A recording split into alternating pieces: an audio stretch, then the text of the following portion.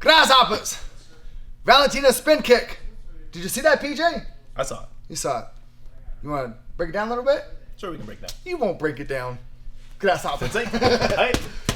So from open stance, what the situation was, she flicked the jab a little bit, but she spin kicked. She would have hit the heel. Would have been a good night, for sure. PJ's our spin kick master here in the dojo. So he's going to run us through some spin kick drills real quick. Not drills, but just talk about that spin kick. PJ, the floor is now yours, sir. So what she threw was not the spin bull heel, she threw a spin hook kick. But the hook kick was improper. She actually caught it with the back of her foot, which is why you heard the smack rather than the thud. If you heard the thud, it would have been the heel and a knockout. So, Sensei, we're going to throw the jab just to measure out. She did. Turn. What she did was back. All toes.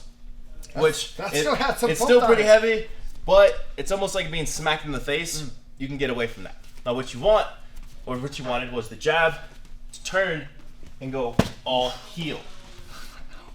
That I wouldn't recommend to hold with your glove. It would hurt. I would say go with the tie pad.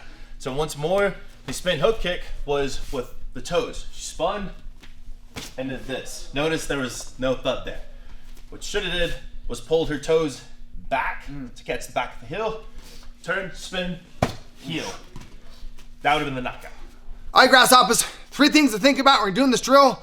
Stepping on the jab, really pigeon-toed so your heel points to your opponent. That sets you up for the spinning wheel kick, okay? So here at PJ with this, on this situation, from open stance, and it could be a close stance too, it doesn't really matter. But I just like to make sure when you're doing this, on that jab, you're gonna really pivot in that lead foot. And that's to get him away from his hands, because people wanna get away from danger. That's the first thing that they do is they get their hands away from the face, and that creates an opening in the void for that wheel kick to come around, okay? So, when you step on the jab though, step and turn your toes really in. I want my heel to point to him. So that sets me up for the spinning wheel kick. I'll kick the logo and PJ. So, again, step on the jab, boom, pigeon toed, wheel kicking, nice and light, taking care of your partner. So think about 3 things. Jab, heel, and heel. Keeping your balance. Uno mas. One more time, please.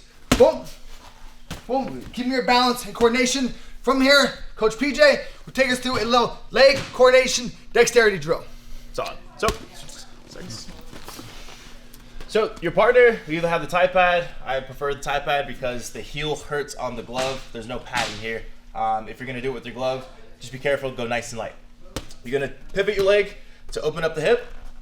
Partner's gonna hold out about head level, shoulder level, depending on your flexibility. And what you're not gonna do is aim your toes at the target because you want the heel.